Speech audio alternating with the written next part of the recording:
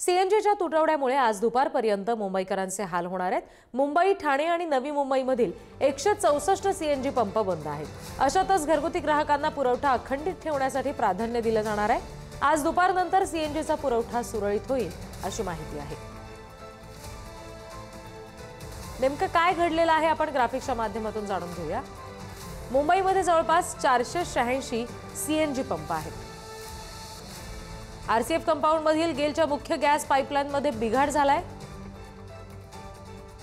तांत्रिक अडचणी आणि पुरवठ्यातील कपातीमुळे तुटवडा झाल्याची एमजीएलने माहिती दिली आहे। येत्या 24 तासात स्थिती सुधारेल अशी शक्यता आहे।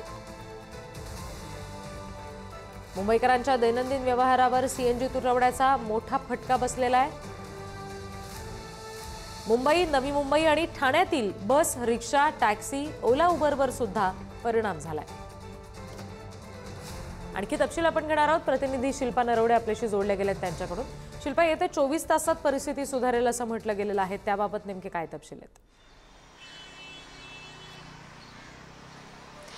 रिद्धी, काल रविवार सकाळीपासूनच ही परिस्थिती पाहायला मिळत आहे। मात्र 24 तासामध्ये ही परिस्थिती सुधारेल अशी जरी सांगण्यात आले असलं, शक्यता वर्तवली असली तरीही सुधारण्याची परिस्थिती आहे का हे पाहणं महत्त्वाचं असेल। कारण सध्या जर माझ्या पाठीमागे पाहिलं तर सीएनजी पंपावर प्रचंड ग्राहकांची गर्दी झालेली आहे। जे वाहन चालक आहेत ते आपली वाहनं इथे येऊन लाईनमध्ये लावलेली आहेत आणि 2 ते 3 किलोमीटर ही लाईन पाहायला मिळत आहे। महानगर गॅसच्या पाईपलाईनमध्ये झालेल्या बिघाडाचा फटका मुंबई, ठाणे, नवी मुंबईसह आजूबाजूच्या परिसराला बसलेला आहे। हजारो वाहन चालकांना हा फटका बसल्यामुळे अनेक वाहन चालक हे महानगर गॅसची जी सीएनजीची पुरवठा जिथे केला जातो तिथेच आपल्याला ह्या लाईन पाहायला मिळत आहेत। 2 ते 3 किलोमीटर या लाईन आहेत। मुंबई परिसरामध्ये सध्या तरी 164 सीएनजी पंप हे बंद असल्याची माहिती समोर आली आहे आणि त्याचाच फटका परिणाम विशेषतः कॅब असेल, टॅक्सी चालक असतील, रिक्षा असेल, वाहतुकीवर झालाय। इतर जी खाजगी वाहनं आहेत त्यावर देखील झालेला पाहायला मिळतोय। सध्या जर पाहिलं तर प्रचंड वाहनांच्या गर्दी आपल्याला इथे पाहायला मिळत आहे। प्रत्येक वाहन चालक हा आपलं वाहन इथे घेऊन सीएनजी भरण्यासाठी रांगेत उभा राहिलेला आहे। कालपासून ही लाईन अशीच आपल्याला पाहायला मिळत आहे, वाढत चाललेली आहे। मंगळवार दुपारपर्यंत म्हणजे आज दुपारपर्यंत या सीएनजीचा पुरवठा सुरळीत होण्याची शक्यता जरी वर्तवली असली तरी ही शक्यता सुरळीत होऊ शकते का? सीएनजीचा पुरवठा सुरळीत होईल का हे पाहणं महत्त्वाचं असेल। मात्र दुपारपर्यंत वाहतूक जी आहे ती कोलमडण्याची शक्यता सध्या दिसून आलेली आहे। स्कूल बस असतील किंवा इतर जी वाहन चालक आहेत, ओला, उबेर असेल, कॅब असेल, टॅक्सी असेल, याच्यावर प्रचंड परिणाम झालेला पाहायला मिळतोय।